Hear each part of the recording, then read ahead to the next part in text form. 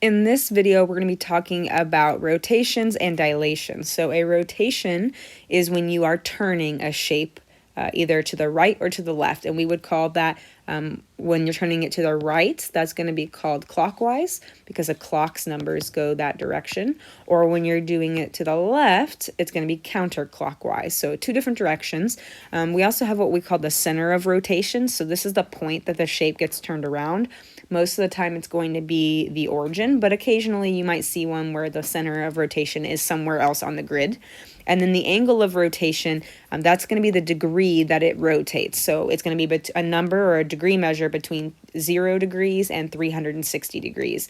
360 degrees meaning it goes in a full circle all the way back to where it started.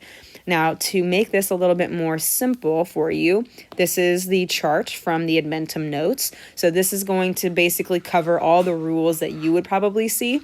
Notice that when we're talking, it mainly talks about counterclockwise, but then the same rule for counterclockwise applies to another rule going the other direction clockwise. So this covers both directions, just different degrees. So for example, if I'm turning something to 90 degrees counterclockwise, that's the same as going 270 degrees clockwise. So because it's technically giving you the same ending location, they use the same rule. So that's kind of the unique thing about going one way or the other. You can go either direction and it'll end up with the same answer. It's just a different number of degrees. So these three rules will be very handy. I'd write these down. That way you have an idea of what your final ordered pairs should look like. The other trick I always tell people, and this is kind of hard for me to show in a video without a document camera, but you can also turn your paper the number of degrees that it's wanting you to. So 90 degrees would be just a quarter turn, and wherever your points are located then, those would be your new ordered pairs. If you were going 180 degrees, that would be obviously 2 turns, 2 quarter turns, and that would give you your new points. So that's a good way if you're doing it on paper, but on the computer, I'd write these rules down and use these. It'll save you a lot of time. So we're just going to jump into one example here.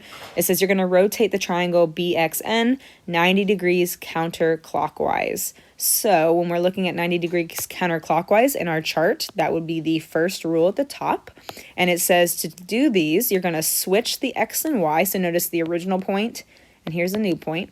So we're going to switch the X and Y spots, and we're going to then change the Y value. So I've written out the 3 ordered pairs in our shape here. And what we're going to do is rotate them and give us our new ordered pairs. So B prime, we're going to switch the X and Y. So that's going to be 1, -4. And then it says make the Y value negative. So that would be a -1, -4 now. And I can go ahead and plot these. So there's B prime. Same with X prime. Switch the X and Y. So that's -2, -3. And then make the Y value the opposite or the negative. So that's going to make the -2 a +2. So 2, -3. So there's X prime. And then lastly, N prime. Again, switch the X and the Y. So that's -4 and -5. And then make that Y value change signs. So now it's +4, -5. So 1, 2, 3, 4.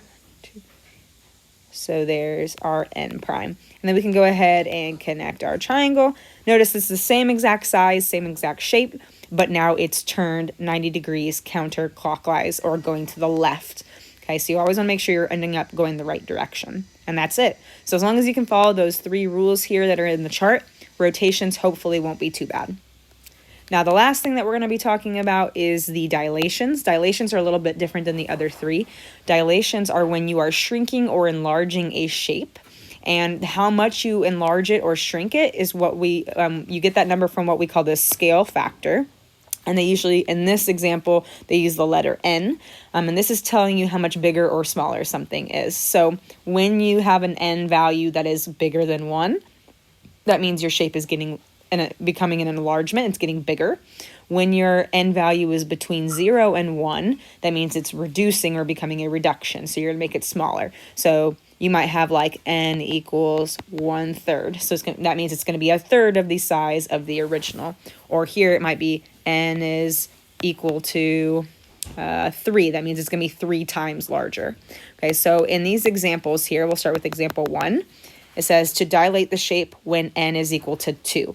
So all you have to do here is write your original order pairs.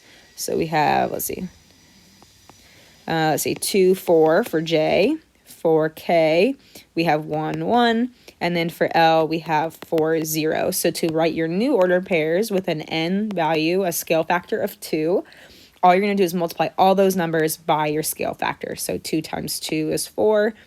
4 times 2 is 8. So that's J prime. K prime, when I multiply 1 and 1 by 2, I get 2, 2. And then L prime, when I multiply 4 by 2, I get 8.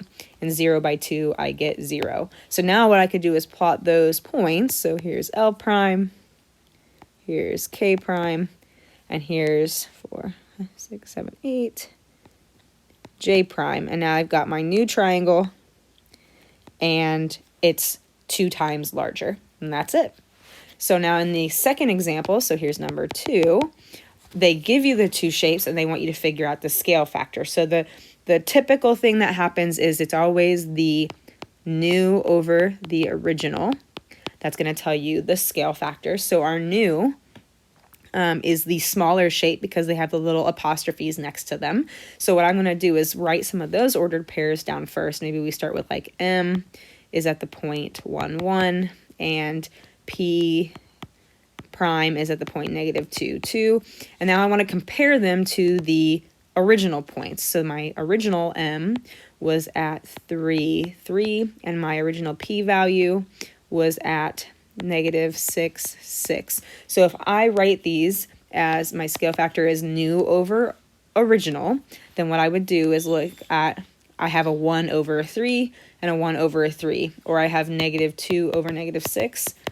That gives me 1/3. So I'd get 1/3 from putting 1 over 3 or negative 2 over negative 6. So my scale factor here is going to be 1/3. And that should make sense because my original was much larger than the new. So my scale factor is a reduction, which means it got smaller. Okay, so just comparing your points, that's the easiest way. Or sometimes if they don't give you nice pairs where that works, then you might have to find these side lengths and write the side lengths over each other. So side lengths could be very helpful if they don't give you good ordered pairs to work with. And that's it for this section. So if you have any questions over the dilations or the rotations, let me know. But hopefully that helps you move on to the next section.